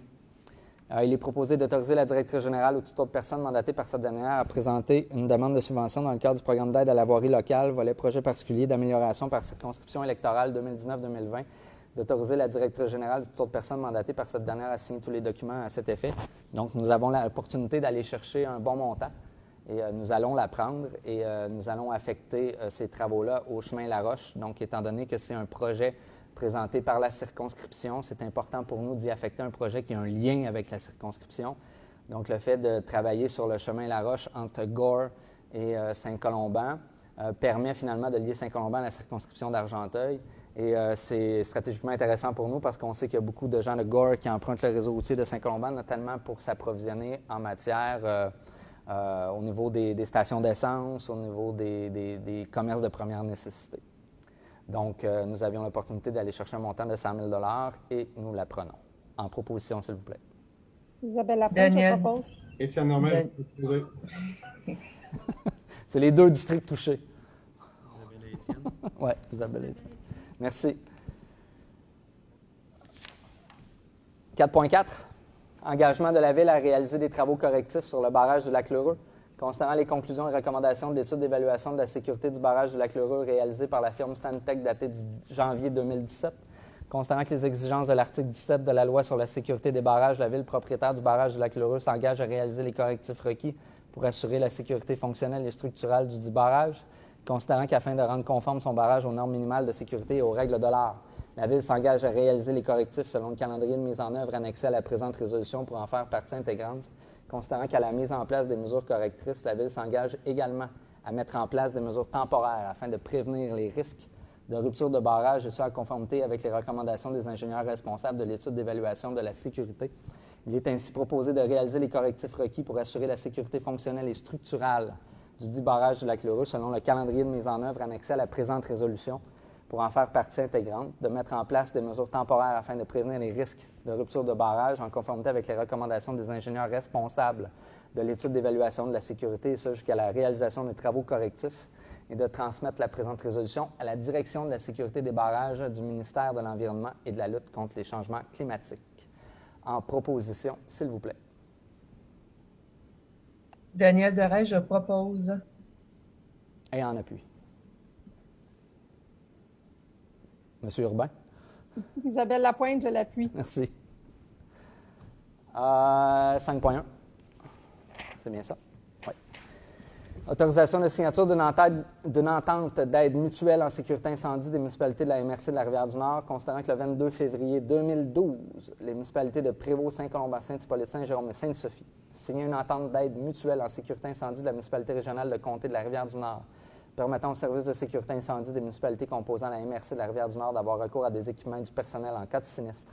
Considérant qu'il y a lieu et qu'il est dans l'intérêt des parties d'actualiser l'entente existante afin de tenir compte autant des dispositions législatives apportées par la loi sur la sécurité incendie que de l'obligation de renouvellement du schéma de couverture de risque incendie de la MRC Rivière-du-Nord, adopté initialement le 29 avril 2016 par le ministre de la Sécurité publique. Considérant que la Ville désire conclure cette entente d'aide mutuelle en sécurité incendie des municipalités de la MRC de la Rivière-du-Nord, il est proposé d'autoriser le maire ou en son absence la mairesse suppléante et la directrice générale ou en son absence le greffier à signer l'entente d'aide mutuelle en sécurité incendie des municipalités de la MRC de la Rivière-du-Nord. En proposition. Étienne Urbain, je vais le proposer. Sandra, merci d'appuyer en tant que mairesse suppléante. Merci. 5.2. Octroi de contrat. Achat de 5 habits de combat. Donc, ce qui est toujours un point récurrent au programme triennal d'immobilisation. Ça permet de renouveler la flotte d'habits progressivement. Considérant que la Ville désire faire l'acquisition de 5 habits de combat, considérant que le directeur du service de sécurité incendie a effectué une recherche de prix auprès des entreprises suivantes. 3 entreprises, une seule a soumis un prix Aréofeu, et non pas Aérofeu. Limité, 12 426,50 $. Les entreprises Boivin, Gauvin et CSE Incendie et Sécurité n'ont pas soumis de prix. Considérant la recommandation du directeur du service de sécurité incendie, il est proposé d'octroyer le contrat à l'entreprise Aréofeu Limité au coût de 12 426,50 $, excluant les taxes applicables conformément à leur prix daté du 24 mars 2020, et d'imputer cette dépense aux activités d'investissement au code budgétaire 22 200 00726, projet 2020-97. En proposition, s'il vous plaît. Étienne Urbain, je vais le proposer. Daniel Deray, je l'appuie. Merci. Autorisation de signature d'une entente avec le club de soccer FC Boréal. Nous sommes en 6.1 au service des loisirs. Considérant que la Ville désire conclure une entente avec le club de soccer FC Boréal dans le but de permettre aux citoyens de Saint-Colomban d'avoir accès à un club de soccer, considérant que la Ville s'engage à verser une subvention annuelle de 75 $ par joueur pour la saison été 2020 et 50 $ par joueur pour la saison hiver 2020, ainsi que toute somme due en vertu de la politique de la famille des aînés et des personnes handicapées de Saint-Colomban. Ici, on fait référence aux remboursements différents en matière de deuxième ou troisième enfant inscrit. Il est proposé d'autoriser le maire ou en son absence le maire suppléant et la directrice générale ou le greffier à signer l'entente avec le club de soccer FC Boréal. Bien entendu, il faut qu'il y ait saison. Jusqu'à ce jour, les indications que nous avons et qui seront fort probablement confirmées dans les prochains jours, c'est que les ligues amateurs extérieures pourraient faire l'objet d'un certain allègement. Ça reste à voir. En proposition, s'il vous plaît. Sandra Mercier, je propose. Christian Wilson. Je l'appuie.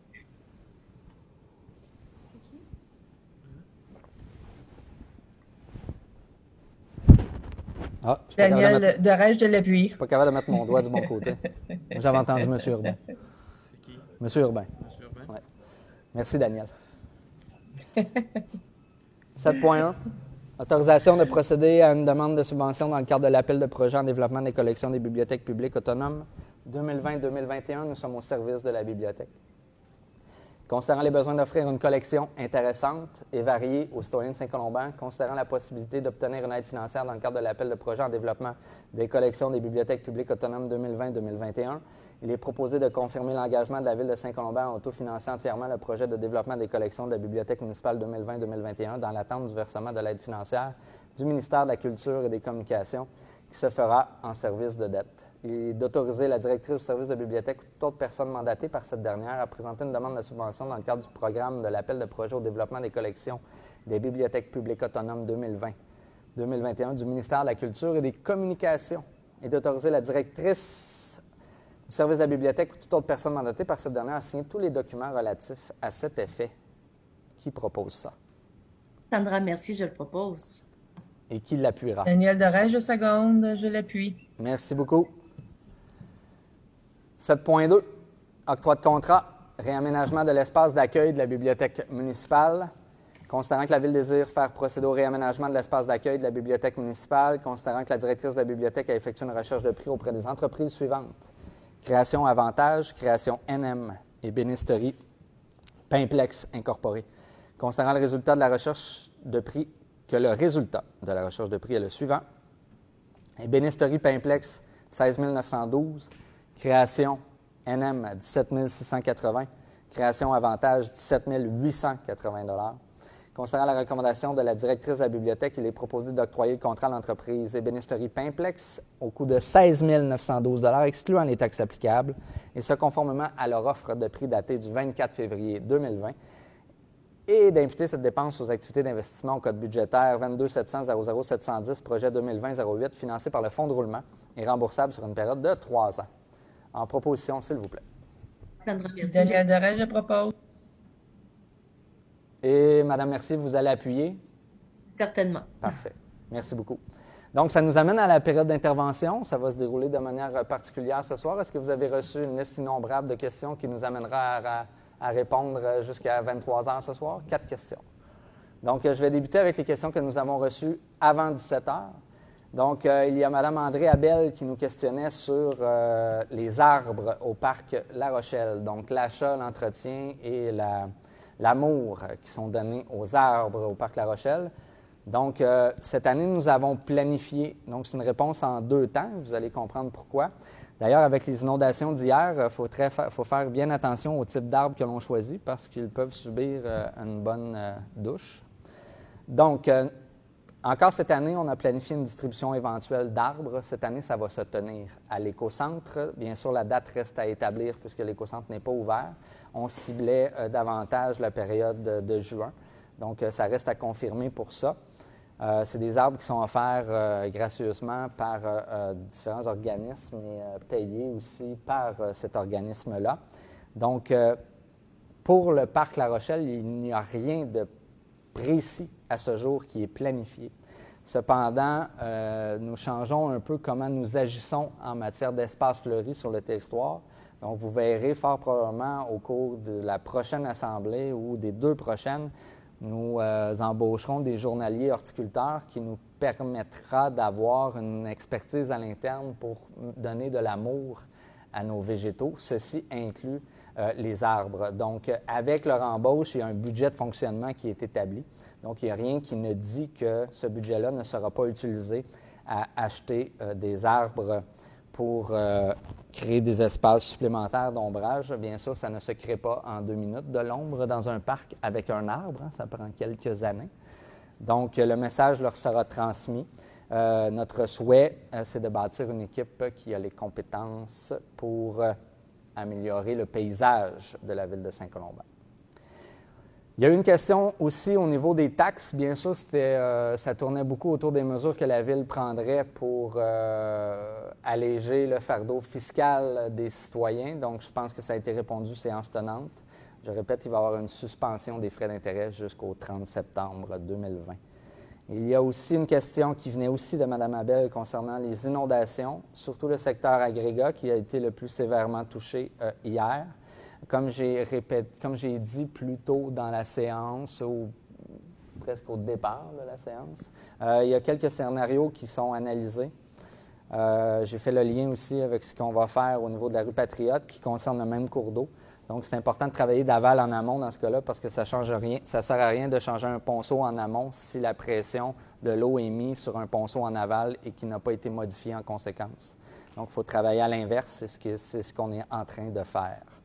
Il y a eu une question aussi concernant les insectes piqueurs. M. Daniel Duquette, je crois, donc qui faisait référence à une mauvaise communication entre l'entreprise et la ville concernant le secteur à traiter principalement dans le district 1.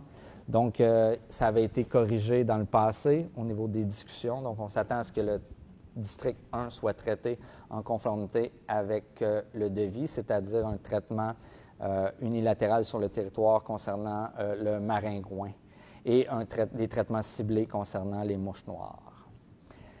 Dernière question, question anonyme. Au niveau des collectes matières résiduelles, une citoyenne, je crois, ou un citoyen demandait si nous comptions augmenter la fréquence des collectes au niveau des matières résiduelles. Donc, il n'y a pas de changement à prévoir.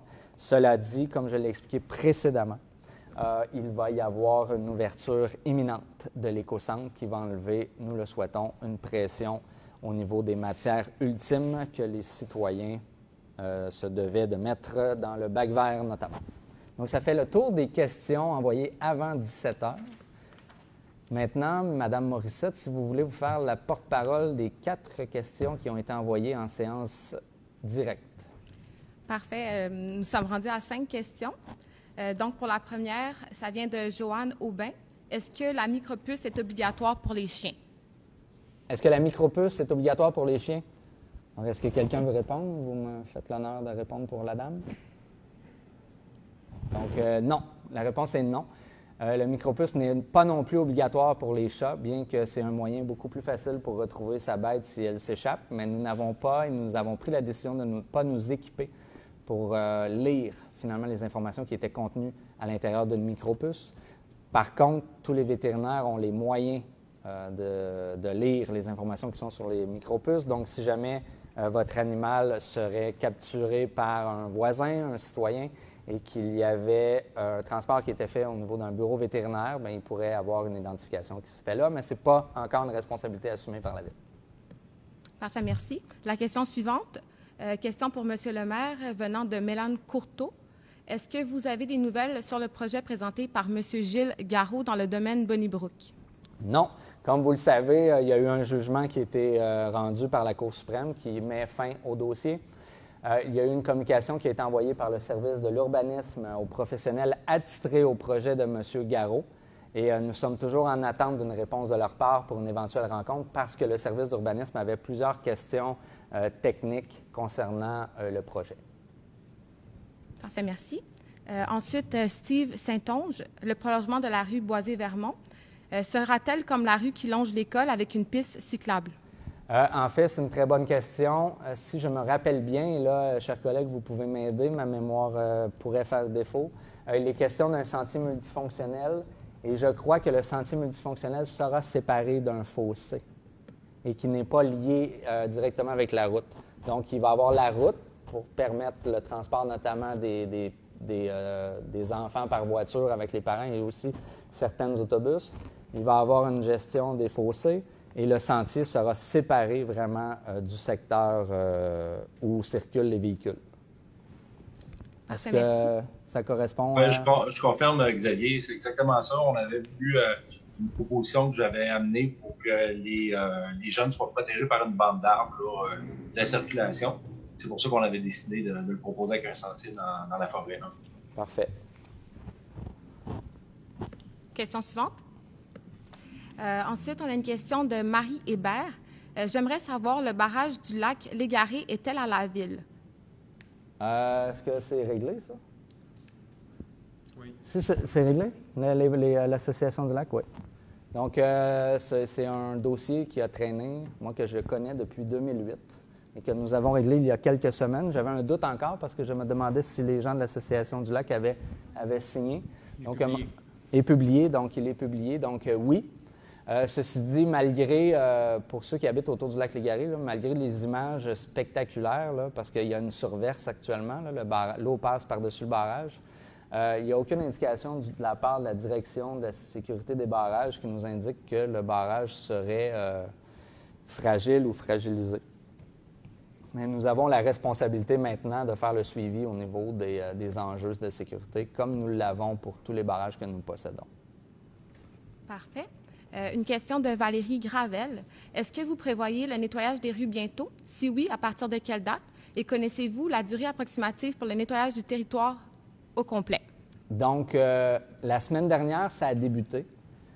Ceci dit, je voulais poser la question aujourd'hui au directeur des travaux publics et j'ai oublié de le faire.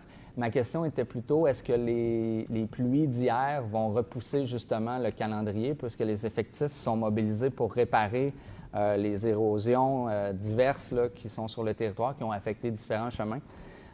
Mais la stratégie, on l'avait changée cette année. Donc, nous avions notre balai à nous et nous faisions aussi la location assurément d'un balai. Et je ne me rappelle plus si nous faisions aussi la location d'un homme à l'intérieur du balai ou d'une femme. Ça vient avec un employé. Donc, Maître Parent m'indique qu'avec la location d'un balai pour nettoyer vient l'obligation d'un être humain à l'intérieur du balai. Donc, on doublait un peu notre capacité d'action justement pour ne pas faire traîner les travaux comme l'année passée. Ceci dit, avec ce qui s'est passé hier, ça se peut que notre balai ne soit pas sur le territoire parce que nos hommes sont affectés ailleurs.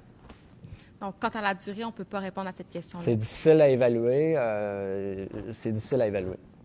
Parfait, merci beaucoup. J'avais plus de questions. Je peux aller vérifier si on a eu quelque chose à nouveau. Donc, il n'y a plus de questions. Merci beaucoup. Donc, nous avons fait le tour des questions. C'est une dynamique intéressante. Ça permet des questions pratiques. Moi, Xavier, j'aurais une question pour justement la gestion de barrage. Puisque hier, là, je suis allé prendre une marche sur le bassin, on va dire, de la Montessé. Et puis, comme depuis plusieurs années, quand on regarde le barrage, l'eau passe au travers du béton. Depuis plusieurs années, et avec les cycles de gel-dégel, les espaces s'agrandissent d'année en année. Et je sais que la Ville est propriétaire du barrage depuis quelques mois. Est-ce que la Ville va vouloir commencer à se pencher sur l'état du barrage, étant donné qu'elle est propriétaire? Commencer peut-être à faire des travaux d'entretien sur ce barrage-là qui en a grand besoin? En fait, on est en processus de demande de subvention avec le Fonds des milieux humides là, qui est disponible au niveau des MRC et des villes. Donc, à ce jour, je crois qu'il y avait 94 000 dans le fonds. Donc, on a fait passer une résolution à la MRC pour avoir l'opportunité d'avoir accès à ce fonds. Donc, l'idée, ce serait de financer si le projet est accepté au niveau du ministère. Je parle au conditionnel parce que je ne sais même pas si elle est écrite encore, la demande de subvention. C'est en deux phases. La première phase, c'est pour, dans le fond, déposer la demande de projet. Si oui, c'est la deuxième phase qui est la phase de travaux. La première phase peut être subventionnée jusqu'à un montant de 10 000 $. OK. Donc, il y a une certaine analyse qui est faite. avec l'analyse faite, l'idée, ce serait de faire le démantèlement de ce barrage-là. Donc, inutile d'entretenir quelque chose qu'on ferait le démantèlement. Ce serait la meilleure réponse que je pourrais donner à M. Beauséjour. Parfait. Donc, est-ce que quelqu'un propose la clôture de la séance?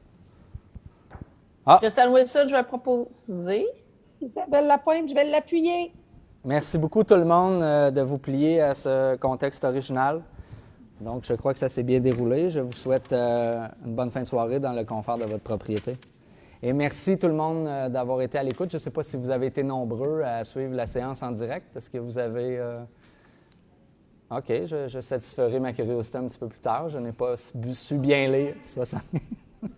Donc, merci à tout le monde. On se voit le mois prochain. Si jamais vous avez des questions, n'hésitez pas à passer par le Facebook privé de la Ville ou communiquer, comme Mme Lapointe faisait référence, avec vos différents conseillers et conseillères municipaux sur le territoire. Vous pouvez aussi me rejoindre sur ma page personnelle Facebook. J'ai aussi une adresse courriel attitrée à la Ville de Saint-Colomban. Donc, n'hésitez pas à nous questionner. Ça nous fait plaisir, surtout en ces temps de confinement, de répondre à vos besoins. Bonne soirée.